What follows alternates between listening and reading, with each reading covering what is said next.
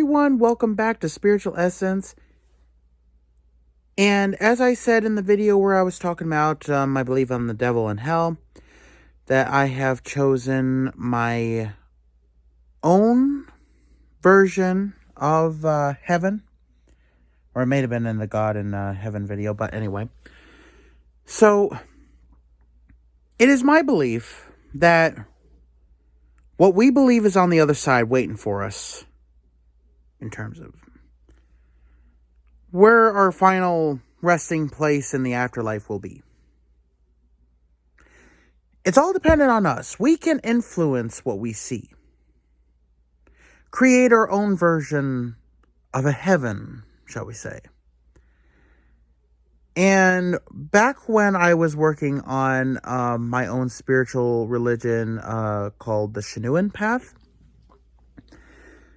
I chose one that was the home of the gods in my pantheon.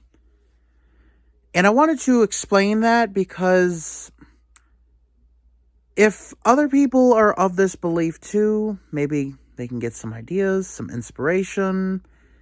And do I still believe that this is where I'm going to go?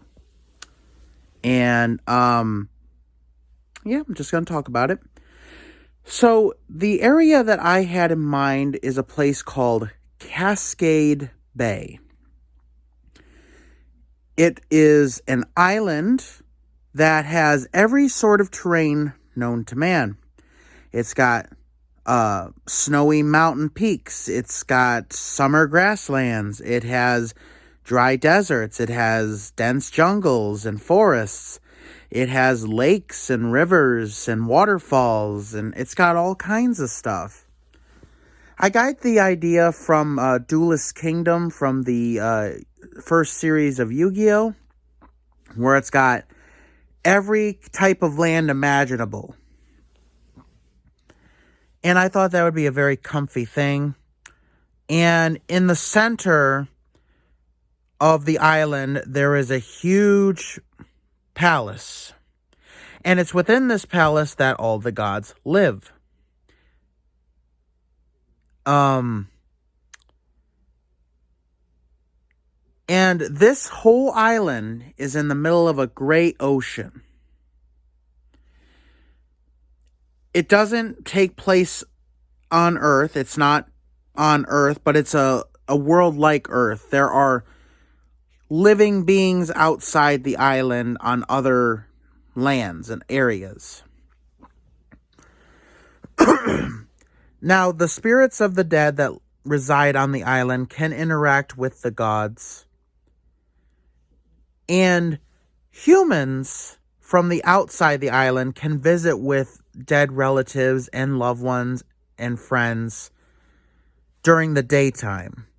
However, they must leave the island by nighttime or be stuck there as spirits themselves, so they basically die. How morbid is that? I like a good story. But, yeah, it's basically, it was supposed to be an ideal paradise for spirits.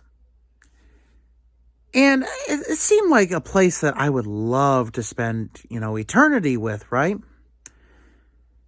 Now, it's supposed to be like during the day, the sun shines bright and it's beautiful out.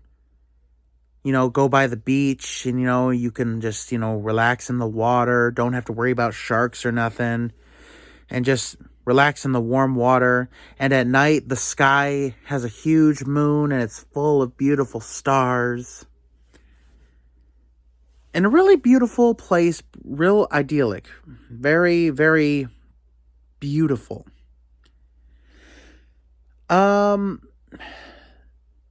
See, that's pretty much all I had about it.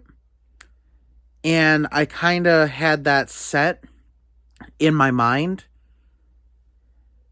Now, do I still believe that I'm going there? As of right now, I'm not exactly sure. I'm leaning towards no. Because back when I was making that spiritual path, I didn't know nearly as much as I do now about the spiritual world. I've learned a lot about the spirit world now that I've done astral projection, and I have been able to contact with spirits and gods and beings, learn a lot about how the world works, both the physical and the spiritual world, and come to an understanding about how everything works and everything entails. So to me, it's like anything can happen. Possibilities are endless. If I die and I don't see Cascade Bay, I'll be fine. As long as I'm not seeing anything like terrible, like demons or fire or, uncomfortable, evil things, I think I'm going to be okay. Especially because in the astral, you don't feel pain. So, you don't feel pain, you don't feel stress. It's a really nice place, depending on the part you're in. I would not suggest the first two planes of the astral.